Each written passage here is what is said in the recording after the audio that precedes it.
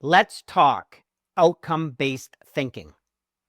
Outcome-based thinking is a key high-performance habit of top performers for sure.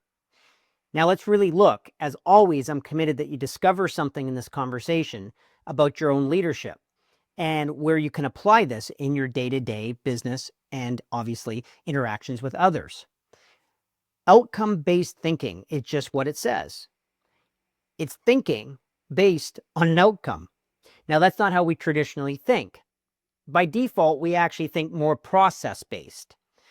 Process is the opposite of outcome.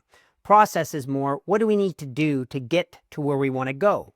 Outcome doesn't look at the process first. Outcome-based thinking has you locate yourself in the outcome completed, and then almost look backwards and then decide your path forwards. So let's break that down a little bit more.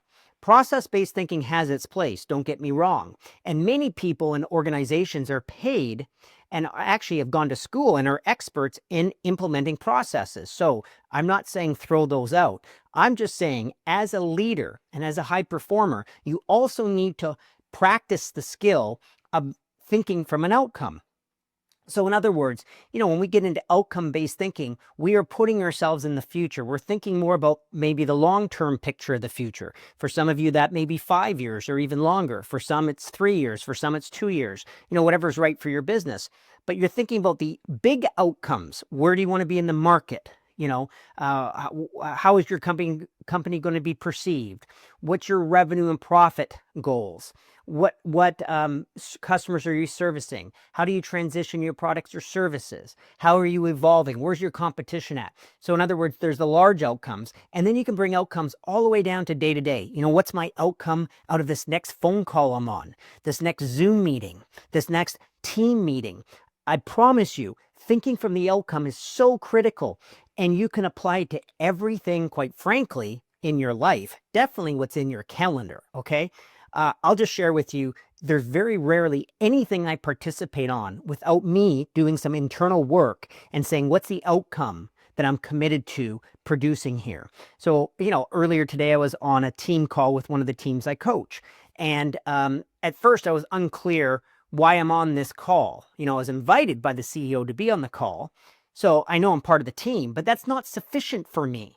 Do you see? I don't want to just show up. I want to be clear. How am I going to participate? What's the overall outcome of the meeting?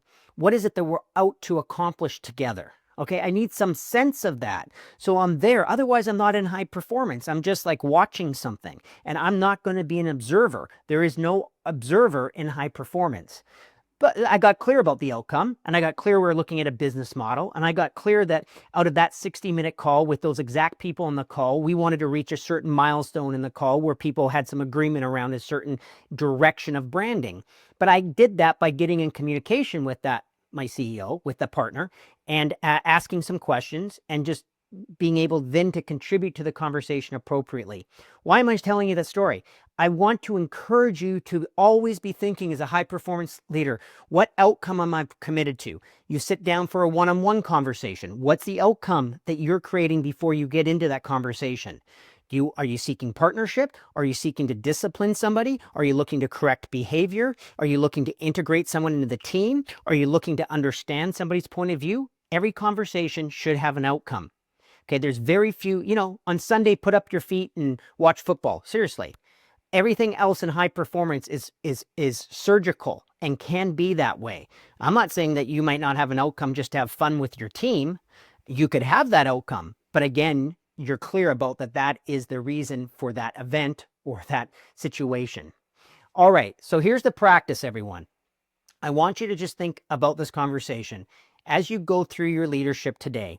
What are the outcomes you're committed to? What's in your calendar now that you can start to create some outcomes for in advance of showing up?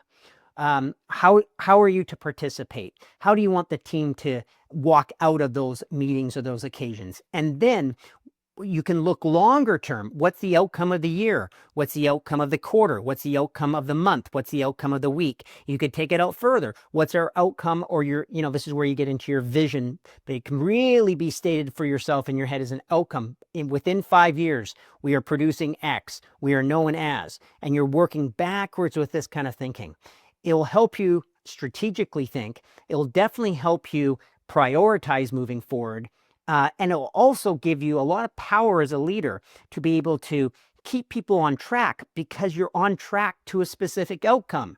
You're not just, going through the meetings and going through the motions day to day, week to week, hoping you end up getting somewhere that's desirable. You want to actually create that future first and create it as an outcome, and then have that shape your leadership day to day. The practice today is look for where you could come from outcomes. And if you're just showing up, stop and ask yourself, what's the outcome I'm committed to here?